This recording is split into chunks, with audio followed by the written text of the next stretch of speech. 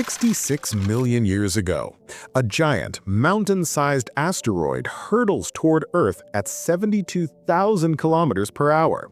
Its target is Mexico's Yucatan Peninsula. A collision is inevitable. It should trigger a winter that will wipe out 75% of life on the planet, including the dinosaurs. But in our history, the unthinkable happens.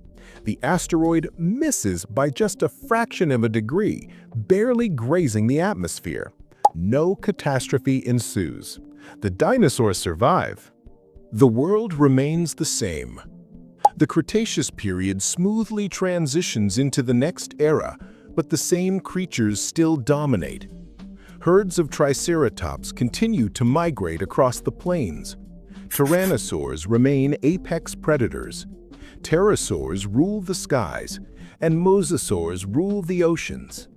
Ecosystems honed over 150 million years continue to exist without interruption. For them, it's just another day. What about our ancestors? 66 million years ago, mammals were small, mouse-like creatures that hid in burrows and emerged only at night. The extinction of the dinosaurs freed up ecological niches for them, allowing them to grow and evolve. But in a world where dinosaurs survived, this doesn't happen.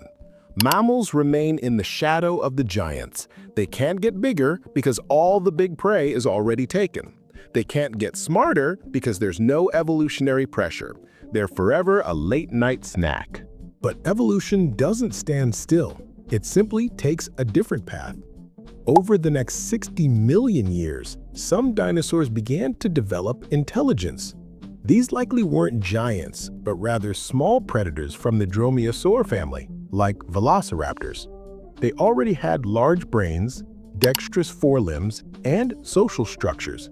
They began using tools, making fire, and building primitive societies. Intelligent life appeared on Earth, but it wasn't us. What would their civilization be like today? Most likely nothing like ours. Instead of cities of steel and concrete, perhaps bioarchitecture, gigantic, organically grown living structures. Instead of individualism, perhaps ant-like swarm intelligence. Their science and art would be completely alien to us. Humanity would never have emerged. Our chance to evolve was eaten by the dinosaurs before it even began. But does this mean that dinosaurs have completely disappeared from our reality? Not quite. One branch, the small feathered dinosaurs, survived the catastrophe. They were able to adapt. Today, we see them every day. They are birds. Every pigeon in the square, every chicken on the farm is a living dinosaur. They are the only echo of the world that could have been. A world without dinosaurs wouldn't be our world. And that's the most important thing. Our existence, our civilization, our very consciousness. It's not a predetermined endgame of evolution. It's the result of a great accident. A gift bestowed upon us by a single stone falling from the depth of space 66 million years ago.